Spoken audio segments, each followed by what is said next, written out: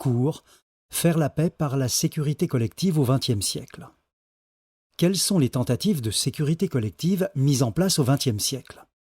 1. La Société des Nations, SDN, une première tentative de sécurité collective. A. Le rôle de la Première Guerre mondiale. L'idée d'un système multilatéral de sécurité collective, développé dès le XVIIIe siècle, s'impose à l'issue de la Première Guerre mondiale.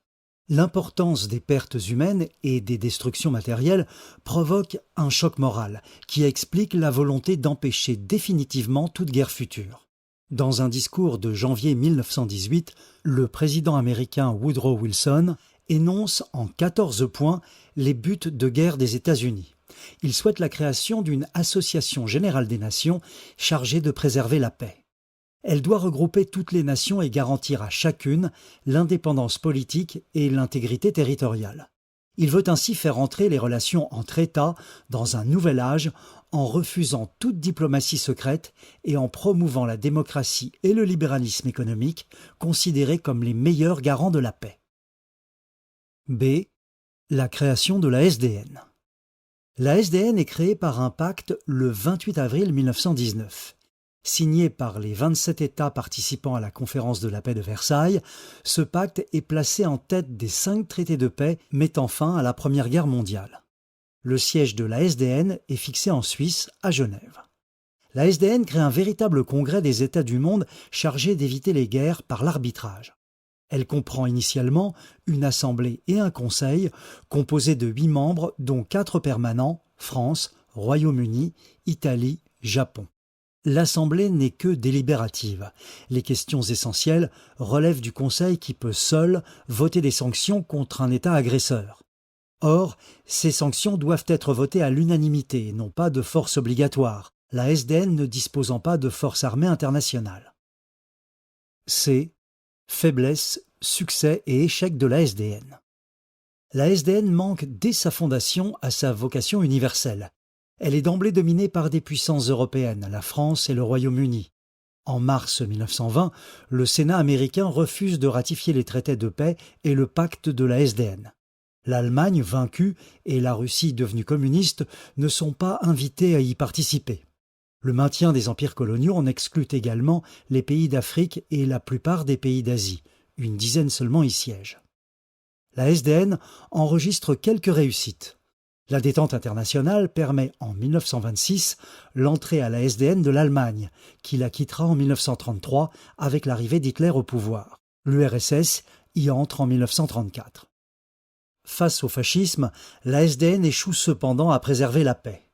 Dans les années 1930, elle ne réussit pas à empêcher les coups de force du Japon, de l'Italie fasciste, ni de l'Allemagne nazie. Ainsi, l'Éthiopie, pourtant membre de la SDN, est annexée par l'Italie fasciste en 1936 sans que la SDN puisse l'empêcher. La Seconde Guerre mondiale sanctionne l'échec de cette institution qui disparaît officiellement en 1946. 2. L'ONU, une nouvelle tentative de sécurité collective. A. Une organisation née de la Seconde Guerre mondiale. Comme en 1918, la création de l'ONU est liée à la guerre. Elle est rendue nécessaire par la nature même du conflit, dont la violence inouïe a passé un seuil d'intensité.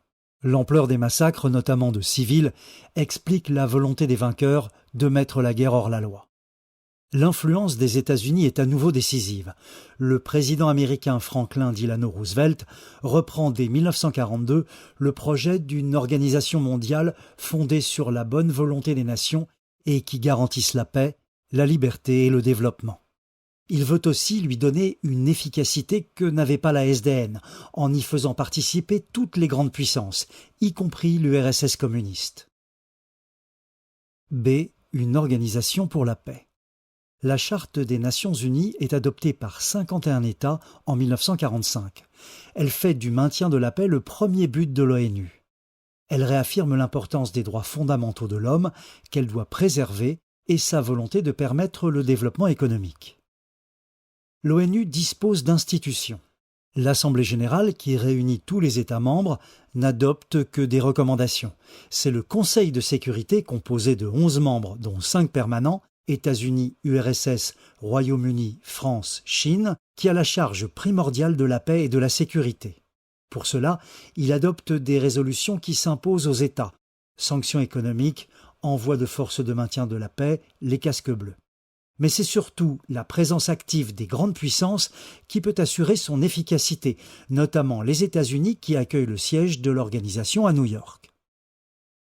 C'est une organisation d'États souverains. L'ONU demeure une organisation d'États.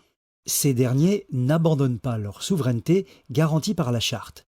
L'action de l'ONU repose donc sur l'entente de ces États, en particulier des grandes puissances membres permanents du Conseil de sécurité qui disposent d'un droit de veto. Dès les années 1950, la guerre froide gêne le fonctionnement du Conseil de sécurité. La bipolarité Est-Ouest l'empêche de mettre en œuvre des opérations de maintien de la paix qui supposent l'accord des parties prenantes au conflit et sont donc peu nombreuses.